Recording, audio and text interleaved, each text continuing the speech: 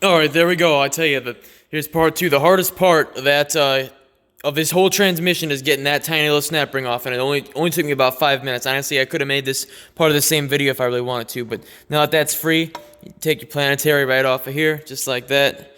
Looks like that. You got your bearing race here in the bottom, right there. You can rebuild this if you really want to. Same way you rebuild all planetaries.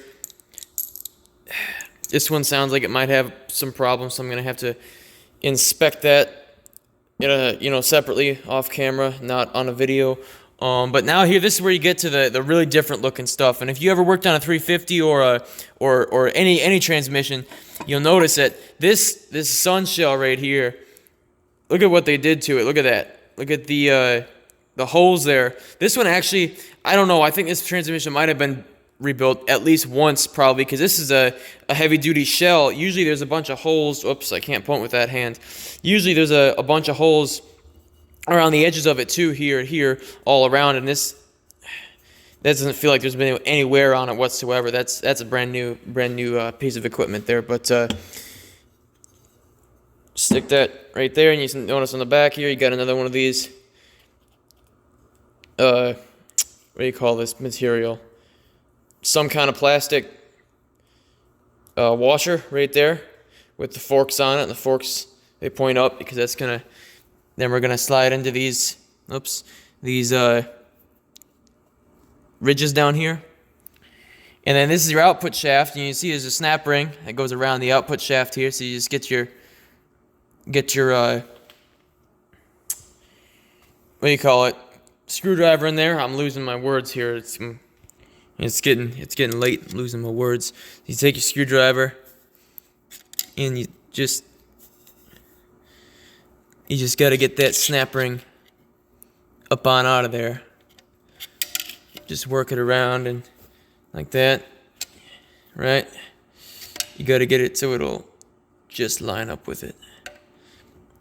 And eventually, this is really hard to do with one hand. Usually you got two hands on it. And you pop the snap ring off and it'll come out. So I'll get that off, and then we'll take the rest of this out, huh? Right, so that one was actually fairly difficult as well. There's a snap ring. Set that wherever. And you got your output shaft here. Pull up on that, and the whole thing's gonna come with it. So you're gonna wanna tilt the transmission in a way. I'm gonna have to grab it with two hands again, so I'm gonna have to go off camera again. But grab onto the shaft and pull up, and it'll pull the whole assembly out. All right, I apologize again. I left out one snap ring that was actually in here, along this black race here. Is a snap ring right there. It's because it's sort of stuck in there. See if I can grab it. Oh, good lord! Right there. And it goes right here in between this thing right here. All them bearings you can see, roller bearings in there. Snap ring set right inside there. It's a real pain in the ass to get out, but I got it. Put that right there. And now, watch it still not come out. Ah, damn. It's real pain, but now it'll come out now. It's just it's real stuck in there. I'm gonna cut my hand up, so I'm going to tilt this transmission on its side and take it out for you guys, and we'll go over what you see in there once I do that. All right. So funny enough, when I pulled that out, it actually came out in three pieces. Was this bearing, right? The race that it sits on, which is this cylinder-looking deal right here. This bearing race with the roller bearings in it, which will fall out. Nothing's really holding them in. They're just sort of sitting there. A couple of them fell out, and I put it back in. And then this bearing race is going to ride inside of this guy right here. And that they all come out separately. It wasn't coming out as one solid piece. I took this out first, and then that, and then that came with it. So it's a little bit different than what it looked like in the book for this, but yeah, whatever. It came out. So now what you see when you look down in here is you'll see a clutch and some steels down in there and your output shaft. And now you lift this up and the whole thing comes with it. See that? That's it. That's the output shaft.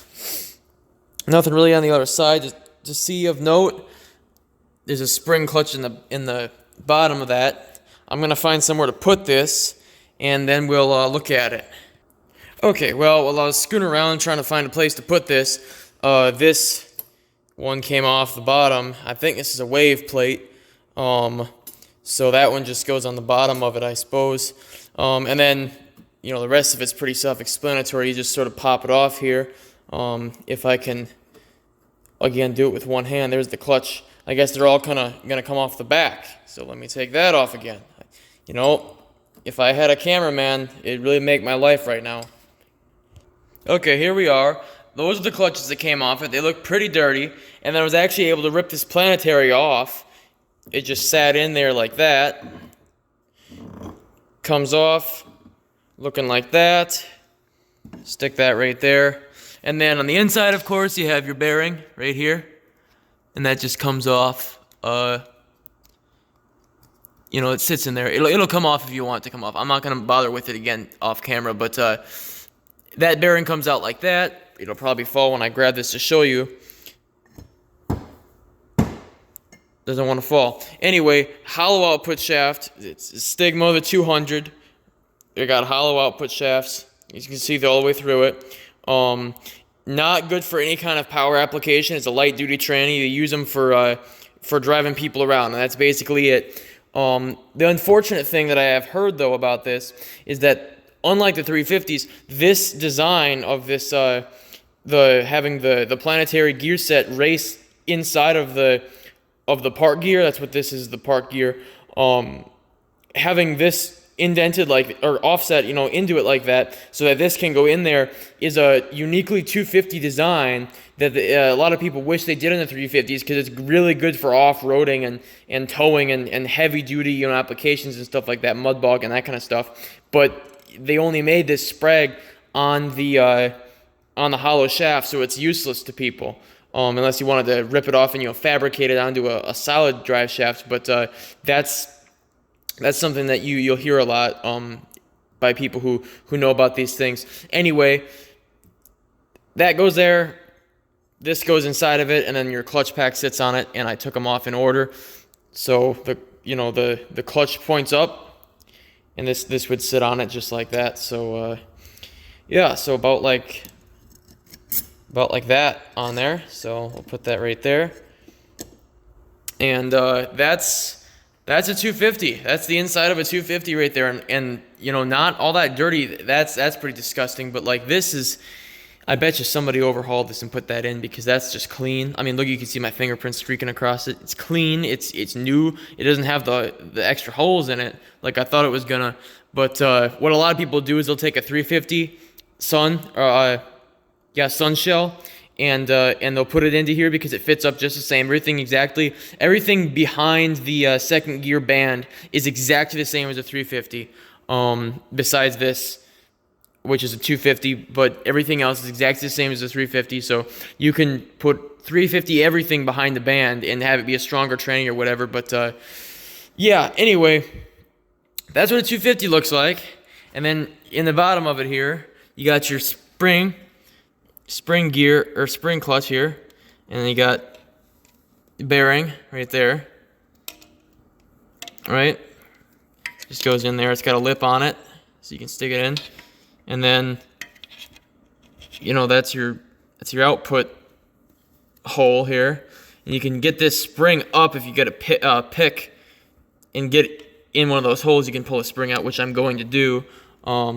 But yeah, that's the gist of it, of a 250. So I'm going to take this in to work and put it in the parts washer, and we'll get it completely washed off so all this shit isn't all over it, and then we'll get it built back up. And yeah, I'm getting excited. And something I noticed that was unique is all your factory stamping in here. You can't see it on camera, but there's little pinpoints marked off what cars it goes in and what it came out of and all this stuff. Same with your serial number right in there. It says the serial number, the VIN, and all that stuff is rated. This is GM something nonsense right in there. So that's pretty unique. But yeah, that's a 250. all in all, it took me probably a half hour to take this apart, and it's probably going to take me about an hour and a half to put it back together. So hope this helps some people. For I try to be pretty detailed, and I try to be as explanative as I could without being boring. Some people were saying my other videos were too long, boring, whatever. I talk too much, so I try to do that a little less, talk a little faster to get my point across. And yeah, that is what I've got for the 250. I will see you in the next video you click on. I hope I helped you, as always. See you later.